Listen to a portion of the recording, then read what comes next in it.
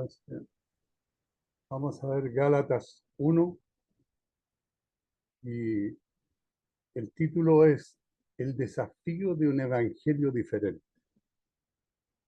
Este, hermano, es una introducción a la carta del apóstol Pablo a los Gálatas. El escritor y los lectores, más hermanos, ¿no es cierto? Pablo, un apóstol, no de un hombre ni por hombre, sino por Jesucristo y por Dios, el Padre que lo resucitó de entre los muertos. ¿Qué nos dice Pablo? Pablo nos explica, hermano, que él no fue apóstol nombrado por hombres, sino que él es un apóstol nombrado por Dios y por Jesucristo. ¿Ya? Entonces él dice, Pablo, un apóstol, no de hombres ni por hombres, sino por Jesucristo y por Dios el Padre, que lo resucitó de entre los muertos. Esa es la aclaración que Pablo quiere hacer en su escrito. Y todos los hermanos que están conmigo, dice Pablo, a las iglesias de Galacia. Pablo, hermano, la autoría apostólica de esta magnífica carta es prácticamente incuestionable, incluso por los eruditos más escépticos. A Gálatas se le ha llamado, hermano, la declaración de independencia de la libertad cristiana. Gálatas, como vamos a ver, es una carta apasionada, la efusión del alma de un predicador en llamas por su Señor y profundamente comprometido, hermano, a hacer que sus oyentes comprendan lo que es la fe salvadora. Esa es la misión que Pablo se ha propuesto.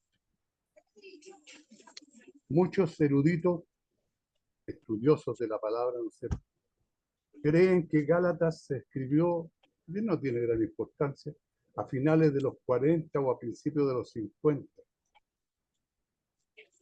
después de Cristo. A menudo se da una fecha aproximada de los 50 después de Cristo. Parece, hermano, que Pablo escribió esta carta antes del concilio de Jerusalén, mencionado en Hechos 15, porque aunque menciona varios viajes a Jerusalén, no menciona el concilio, debido a que el concilio de Jerusalén de Hechos 15-22 trató justamente los temas exactos, hermano, sobre lo que escribe Pablo. Parecía extraño que el concilio ya hubiera ocurrido, pero él no hubiera mencionado. Si es cierto que Gálatas se escribió alrededor del 50 después de Cristo, entonces Pablo, hermano, tendría siendo cristiano en esos tiempos alrededor de unos 15 años. Habiéndose convertido en el camino a Damasco, acordémonos, ¿no es cierto? Alrededor del año 35 después de Cristo. ¿Y por qué Pablo dice que no es un apóstol nombrado por hombres, sino por Dios y el Hijo de Dios? Porque Pablo, ¿no es cierto?, fue camino a Damasco donde el Señor le salió al encuentro. Y habla de Pablo, un apóstol. Este énfasis, hermano, en las credenciales apostólicas de Pablo es muy importante. Pablo tenía palabras fuertes para estos gálatas y tenían que entender que él escribía con autoridad, de hecho, autoridad apostólica.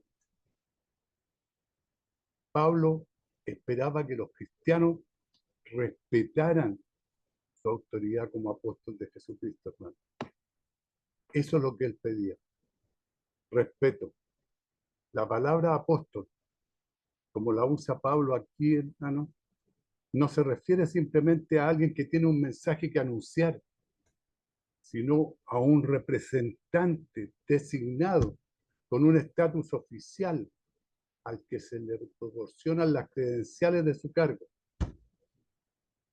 Él dice que no es apóstol nombrado por hombres, ¿no es cierto? Sino que por Dios y Jesucristo. Él se siente un representante designado con un estatus oficial al que se le proporcionaron las credenciales de su cargo. Eso es lo que él quiere hacer ver y respetar. También es nuestro deber respetar también la autoridad de Pablo como apóstol, hermano. Hacemos esto considerando esta antigua carta como la palabra de Dios y tomándola en serio. No de hombre ni por hombre, dice Pablo, sino por Jesucristo y por Dios el Padre. El llamado que hace Pablo como apóstol, hermano, no, que tuvo Pablo como apóstol, no fue de hombre, ni fue por hombre, no se originó con el hombre y no vino a través del hombre, se originó con Dios y vino directamente de Dios. Su posición como apóstol no se basaba en encuestas de opinión y no provenían de ningún consejo humano. Se basaba en un llamado divino, hecho tanto por el Padre como por el Hijo. La franqueza de la negación de Pablo se debe a la acusación de que Pablo no era un apóstol genuino. ¿Por qué no era un apóstol genuino, consideraban los otros apóstoles? Porque no era uno de los 12. Pablo no era uno de los 12 apóstoles. Pablo fue llamado después, no nos olvidemos, cuando iba de viaje, ¿no es cierto? Cristo le salió al encuentro. Entonces, como no era uno de los 12, era considerado su evangelio como un evangelio alternativo. Entonces exaltamos nuestro llamado no para ganar gloria entre los hombres o dinero, hermano, satisfacción o favor, sino porque la gente necesita estar segura de que las palabras que hablamos son palabras de Dios, hermano. Este no es un orgullo pecaminoso. El que Pablo tenía es el orgullo sagrado. Y todos los hermanos que están conmigo, dice Pablo. Pablo dio un saludo de parte de todos los hermanos que están con él. Pero él usó de la primera persona en esta carta, como en Gálatas 1:6. Y dice, estoy maravillado de que tan pronto os hayáis alejado del que os llamó por la gracia de Cristo para seguir un evangelio diferente. O sea,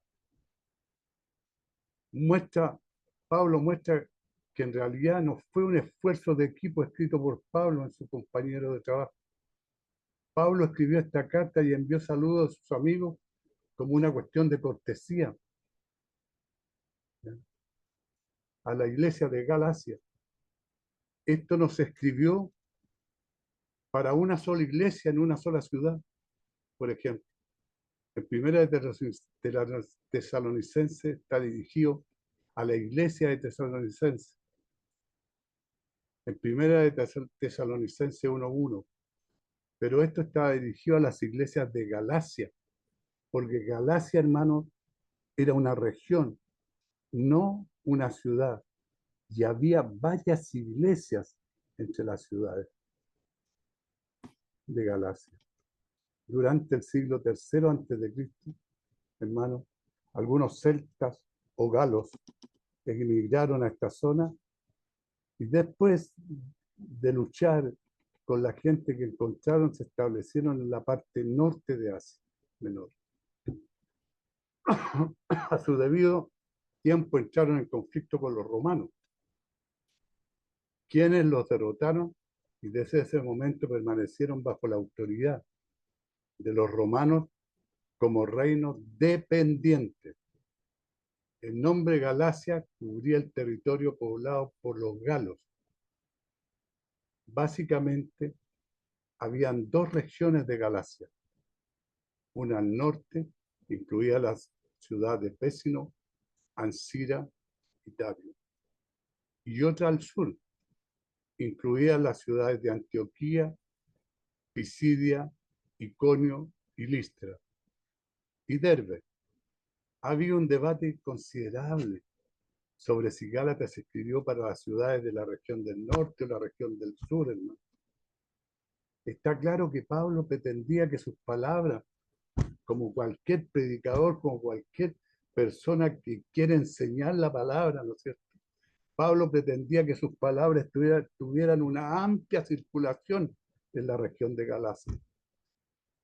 La carta se llevaría a cada centro y se leería allí, o se harían varias copias y se llevarían una a cada iglesia. Eso es lo que Pablo pretendía, que su palabra se expandiera, que la palabra dar a conocer a Cristo a toda Galacia y a muchos pueblos más. Pablo estaba al sur de Galacia en su primer viaje misionero. Hechos 13:13 nos habla de dónde partió Pablo. Habiendo zarpado, dice, de Pafos, Pablo y sus compañeros arribaron a Perge, de Pánfilia. Pero Juan, apartándose de ellos, volvió a Jerusalén. Juan se apartó de ellos y volvió a Jerusalén. En Hechos 14:23 dice que en este viaje que hizo Pablo desde Pánfila, ¿no es cierto?, constituyeron ancianos en cada iglesia y habiendo orado con ayuno, los encomendaron al Señor en quien habían creído. Hechos 16:6 nos dice, y atravesando Frigia y la provincia de Galacia, les fue prohibido por el Espíritu Santo hablar la palabra en Asia. Y tercer, eso lo hemos visto, ¿no es cierto?, en otros estudios bíblicos, o lo hemos escudriñado en la Biblia, ¿no es cierto?, de que el Espíritu Santo le prohibió predicar en algunas ciudades y en este caso en Asia. Y tercer, en Hechos 18:23, hermano, nos dice, después de estar allí algún tiempo, salió recorriendo por orden, la región de Galacia y de Frigia, confirmando a todos los discípulos. Ese era su viaje misionero. Al final, hermano, realmente no importa si la carta fue escrita en las regiones del norte o del sur de Galacia. Es posible que podamos saberlo y realmente no importa, porque esta, hermano, es una carta que tiene algo que decirle a cada uno de los cristianos. El debate entre el norte de Galacia y el sur de Galacia es interesante para los estudiosos y añade algo de comprensión a la carta. Pero no es mucho lo que añade, no es mucho lo que aclara. Pero debemos quedarnos, ¿no es cierto?, con lo que Pablo nos enseña. Pablo, en el versículo del 3 al 5, ¿no es cierto?, envía saludos apostólicos. Gracia y paz sean a vosotros de Dios el Padre, de nuestro Señor Jesucristo, el cual se dio a sí mismo por nuestros pecados para librarnos del presente siglo malo, conforme a la voluntad de nuestro Dios y Padre, a quien sea la gloria por los siglos de los siglos. Es el saludo que envía Pablo, hermano. Gracia y paz sea a vosotros. Este fue el saludo familiar de Pablo, inspirado en los saludos tradicionales, tanto en la cultura griega, hermano, como la judía. Gracia y paz. Pablo usó la palabra gracia más de 100 veces en sus escritos. Entre todos los demás escritores del Nuevo Testamento, solo se usa 55 veces. Pablo, hermano, fue verdaderamente el apóstol de la gracia. Estos dos términos, gracia y paz, constituyen el cristianismo. el cual, dice, se dio a sí mismo por nuestros pecados. Pablo desea gracia y paz a sus lectores, tanto de Dios el Padre como de Dios el Hijo. Ahora, hermanos, Pablo ampliará brevemente la obra de Dios el Hijo, nuestro Señor Jesucristo. Lo primero que escribió sobre Jesús es que se dio a sí mismo por nuestros pecados. Fue lo primero que escribió Pablo. A lo largo de la epístola o de la carta, Pablo señala a los Gálatas la centralidad de la cruz.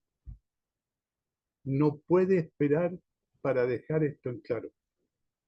Y encontramos una referencia a ello en su primera oración, hermano. Jesús dio, sabemos por Juan 3:16, que Dios el Padre amó tanto al mundo que dio a su Hijo unigénito. Sin embargo, hermano, Dios el Padre no fue el único dador. Jesús también dio. Jesús es un Dios amoroso y generoso, y un Salvador amoroso y generoso. Jesús dio lo más grande que alguien puede dar, se dio a sí mismo.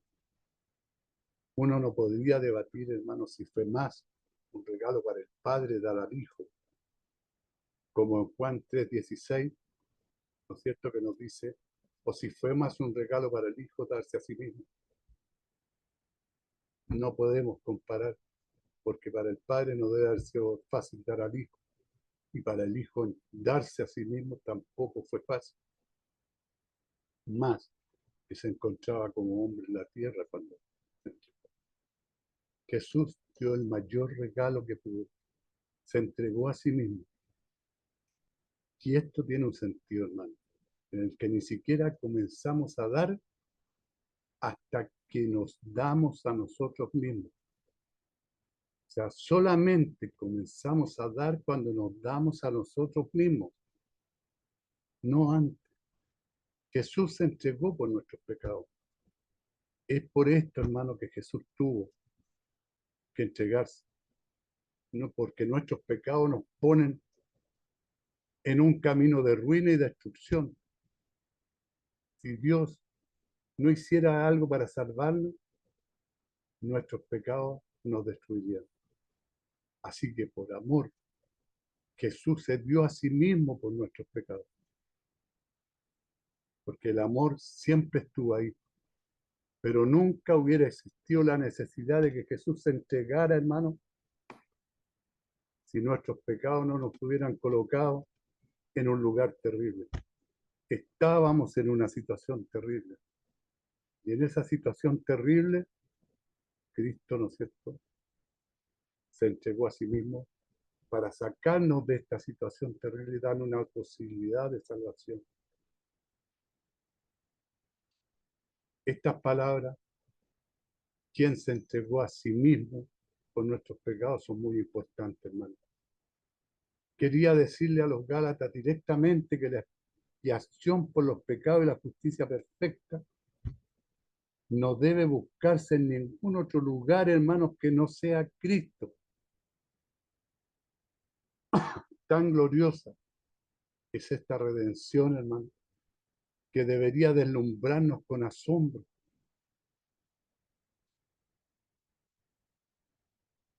Lo hizo para librarnos del presente siglo malo. Esto explica, hermano, por qué Jesús se dio a sí mismo por nuestros pecados. De muchas maneras los Gálatas lucharon y a veces perdieron contra el presente siglo. Necesitaban saber que Jesús había venido a salvarlos del presente siglo malo. Pero ellos no lo entendían, no entendían. La idea, hermanos, detrás de la palabra librar no es la liberación de la presencia de algo, sino la liberación del poder de algo. Eso es importante. La liberación del poder de algo, no de la presencia de algo.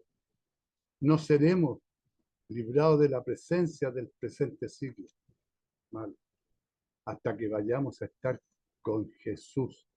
Ahí solamente seremos liberados del presente siglo malo. Pero podemos experimentar la liberación del poder del presente siglo malo ahora, conforme a la voluntad de nuestro Dios y Padre, a quien sea la gloria por los siglos de los siglos, dice Pablo. El propósito de esta obra salvadora, hermano, no es principalmente beneficiar al hombre, aunque eso es parte del propósito. En cambio, el propósito principal es glorificar a Dios el Padre. Ese es el propósito principal. Aunque el beneficiar al hombre es parte del propósito. La falsa doctrina fue un problema real entre la iglesia de Galacia y sus falsas doctrinas. Le robaban a Dios algo de gloria que se le debía. Al enfatizar, hermanos, la gloria de Dios correctamente reconocida y su plan, Pablo esperaba ponerlos en el camino correcto. Pablo podía poner a Galacia en el camino correcto. Y por eso él explica el peligro de un evangelio diferente. El evangelio de Pablo no era un evangelio diferente ni alternativo, hermano. Era un evangelio verdadero, entregado por Dios el Padre y Dios el Hijo. El asombro de Pablo, ¿no es cierto? En este versículo nos dice: estoy maravillado de que tan pronto os hayáis alejado del que os llamó por la gracia de Cristo para seguir un evangelio diferente. Pablo dice: estoy maravillado de que tan pronto os hayáis alejado. Pablo parecía asombrado, hermano. No tanto de que se estuvieran alejando. Esto podría alarmarlo, pero no asombrarlo, sino de que se estuvieran alejando tan pronto. Aquí faltan las expresiones de agradecimiento, alabanza, que Pablo solía escribir al principio de sus cartas. Romanos 1:8 al 15.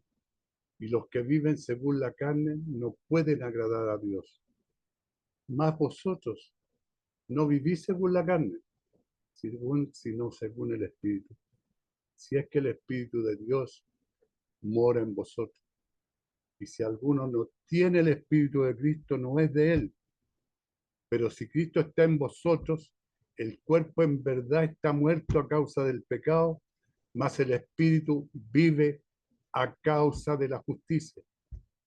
Y si el Espíritu de aquel que levantó de los muertos a Jesús mora en vosotros, el que levantó de los muertos a Cristo Jesús vivificará también vuestros cuerpos, dice Pablo, vuestros cuerpos mortales, por su Espíritu que mora en vosotros. No nos olvidemos que al aceptar a Cristo también el Espíritu Santo viene a morar en nosotros, hermano. El Espíritu que mora en vosotros. Primera de Corintios, una del 4,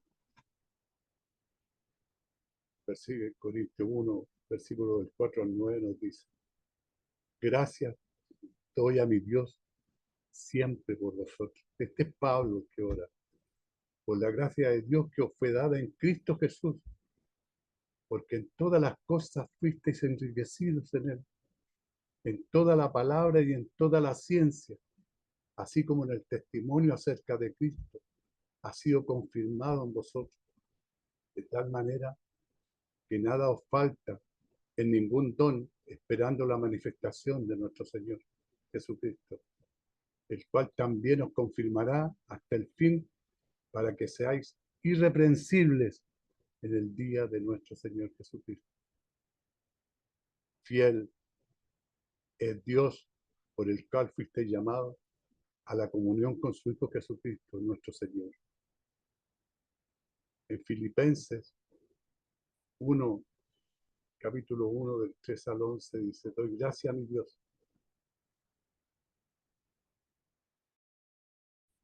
siempre que me acuerdo de vosotros, siempre, en todas mis oraciones, rogando con gozo y por todos vosotros, por vuestra comunión en el Evangelio desde el primer día hasta ahora, están de persuadidos de esto, que el que comenzó en vosotros la buena obra, la perfeccionará hasta el día de Jesucristo.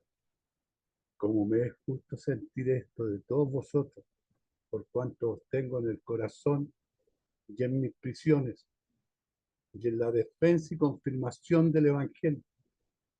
Todos vosotros sois participantes conmigo de la gracia, porque Dios me es testigo de cómo os amo a todos vosotros con Él en el entrañable amor de Jesucristo.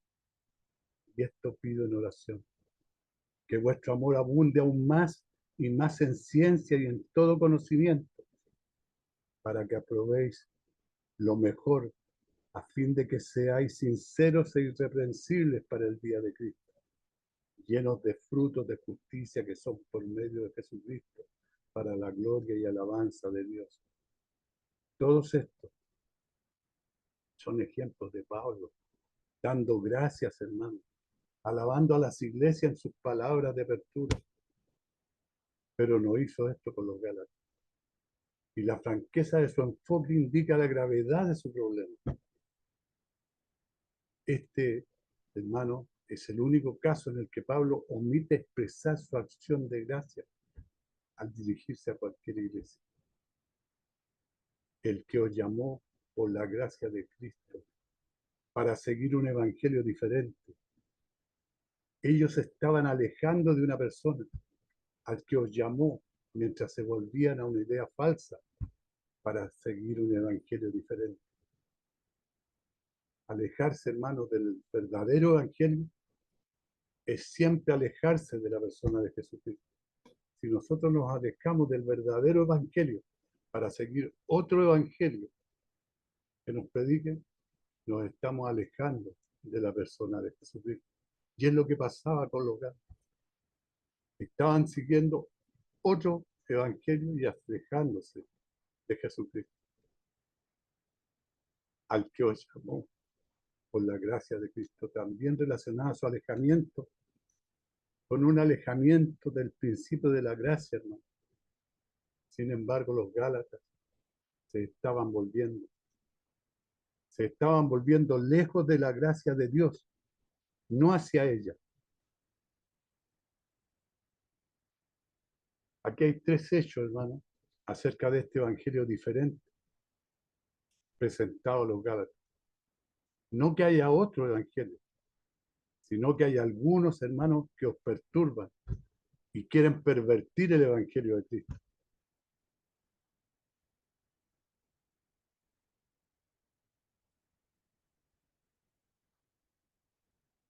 Dice tres cosas sobre este evangelio diferente. Primero, era un evangelio ilegítimo. No que haya otro evangelio, sino que era un evangelio ilegítimo. En segundo lugar, no era bueno en absoluto, sino un problema que os perturba. En tercer lugar, era una distorsión del verdadero evangelio, pervertir el evangelio de Cristo. No que haya otro. Pablo reconocía que este evangelio diferente no era realmente otro evangelio en absoluto. Los que promovían este evangelio diferente quizás decían: sabemos que nuestro mensaje es diferente al mensaje de Pablo. Él tiene su verdad y nosotros la nuestra. Él tiene su evangelio y nosotros el nuestro. Esa era la diferencia entre los 12 y Pablo. Pablo rechazaba la idea de que su mensaje fuera un evangelio alternativo, legítimo de alguna manera, pero alternativo, que no fuera el evangelio verdadero. Él rechazaba esa idea, porque él consideraba que su evangelio fue entregado por Cristo y por el Padre. No era un evangelio entregado por hombre. Entonces él encontraba que no era justo que su evangelio fuera considerado un evangelio alternativo. La palabra es evangelio, hermano, significa literalmente buenas noticias. Pablo quiso decir, no hay buenas noticias en este evangelio, mensaje. Son solo malas noticias, por lo que en realidad no es una buena noticia diferente. Son malas noticias. Este no es otro evangelio en absoluto. Es como si Pablo escribiera, te trajeron un evangelio completamente diferente. Afirman que es solo un evangelio alternativo del mismo tipo, pero no lo es en absoluto, hermano. Todo en su conjunto es diferente. Hay algunos que os perturban, dice Pablo, aquellos que llevaron este otro evangelio a los Gálatas. Les trajeron problemas, no anunciaban su mensaje como un problema, pero eso es lo que era, un problema. Algunos que os perturban, dice Pablo. Quiere decir que alguien les trajo este falso evangelio a los Gálatas. Los evangelios falsos no ocurren por casualidad, hermano. Las personas los traen y las personas que los traen pueden ser sinceras y tener mucho carisma. ¿Ya? Notemos el ingenio del diablo. Los herejes no anuncian sus errores. Asesinos, adúlteros, ladrones, se disfrazan, hermano. Entonces el diablo disfraza todas estas tramas y actividades. Se viste de blanco para parecer un ángel de luz, ¿no es cierto? Para engañar, para pervertir el evangelio de Cristo. El otro evangelio era en realidad una perversión o una distorsión del verdadero evangelio de Jesucristo. No comenzó de la nada y creó un nuevo nombre para Dios y pretendió tener un nuevo Salvador. Usó los nombres e ideas familiares para los cristianos de Galacia, pero torció ligeramente las ideas para hacer que su mensaje fuera aún más engañoso. El Evangelio de Cristo. Noten, hermanos, que Pablo realmente no estaba contendiendo por el Evangelio de Pablo, aunque también era su Evangelio. El Evangelio de Pablo solo valía la pena defenderlo y luchar por él, porque de hecho era el Evangelio de Cristo Jesús. Por eso valía la pena defender el Evangelio de Pablo, y por eso Pablo lo defendía, porque decía que quieren pervertir el Evangelio de Cristo. Pablo claramente escribió en estas personas, quieren distorsionar las buenas nuevas de Jesús. A veces, hermanos, es difícil para nosotros entender por qué alguien querría pervertir el Evangelio de Cristo. Hay algo en el mensaje de verdadero Evangelio que es profundamente ofensivo para la naturaleza humana. Para entender esto, primero debemos entender cuál es el verdadero Evangelio. Pablo declaró su Evangelio de manera más sucinta en 1 Corintios 15, versículo 1 al 4. Dice, además, os declaro, hermanos, el Evangelio que os he predicado, el cual también recibisteis, en el cual también perseveráis, por lo cual asimismo, si retenéis la palabra que os he predicado, sois salvos. Si no creísteis, en vano, porque primeramente os he enseñado lo que asimismo recibí, que Cristo murió por nuestros pecados conforme a las Escrituras, y que fue sepultado, y que resucitó al tercer día conforme a las Escrituras. Vemos, hermano, que el mensaje del Evangelio es lo que Jesús hizo en la cruz por nosotros, revelado por las Escrituras y comprobado por la resurrección. Cuando comprendemos cuán ofensivo es el verdadero evangelio para la naturaleza humana, entendemos mejor por qué alguien querría pervertirlo. ¿Por qué es ofensivo para nosotros, los humanos? Porque Cristo tuvo que entregarse por nuestros pecados. Entonces, por eso hay algunos que quieren cambiar el evangelio como pasaba, ¿no es cierto?, en este caso. El evangelio ofende nuestro orgullo. Nos dice que necesitamos un Salvador y que no podemos salvarnos a nosotros mismos.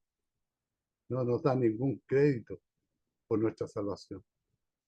Todo es obra de Jesús para nosotros. ¿Quién puede adjudicarse sino Jesús la salvación de los pecadores? Si nosotros no somos capaces, tenemos una mente finita, somos frágiles, un resfriado, un dolor de cabeza, una caída, un golpe. Entonces habla de que el Evangelio ofende nuestra sabiduría, nos salva por algo que muchos consideran una tontería. Dios se hace hombre y muere una muerte humillante y vergonzosa por nosotros, hermano. En tercer lugar, el Evangelio ofende nuestro conocimiento. Nos dice que creamos algo que va en contra del conocimiento científico y la experiencia personal. Que un hombre muerto, como Jesucristo, se levantó de entre los muertos en un cuerpo nuevo y glorioso y que nunca más volverá a morir. En alguna mente eso es imposible que suceda. La mente científica, ¿no es cierto?, los que están metidos en ese ámbito, por eso que ellos rechazan el Evangelio. El versículo 8-9 nos habla de una solemne maldición sobre aquellos que traen un evangelio falso. Mas si aún nosotros o un ángel del cielo os hemos anunciado, sean anatema. Como antes hemos dicho, también ahora lo repito. Si alguno os predica diferente evangelio del que habéis recibido, sea anatema. Pero si aún nosotros o un ángel del cielo, a Pablo no le importaba quién traía el falso evangelio. Incluso si era el mismo o un ángel del cielo, debía ser rechazado. Cualquier persona que difunde un evangelio falso era digna solo de una maldición particular de Dios, sea anatema. Hermano, lo vamos a dejar hasta aquí y mañana lo continuamos, si me lo permite.